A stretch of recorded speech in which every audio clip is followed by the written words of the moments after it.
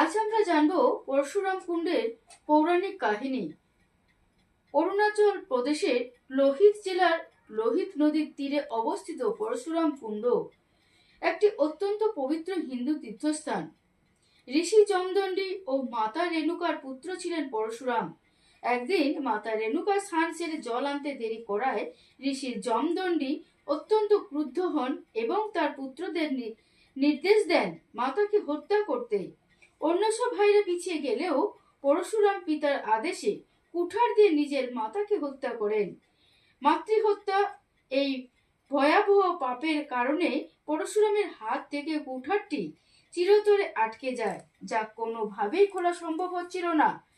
এই পাপ থেকে মুক্তির জন্য পরশুরাম বিভিন্ন তীর্থস্থান ভ্রমণ করেন।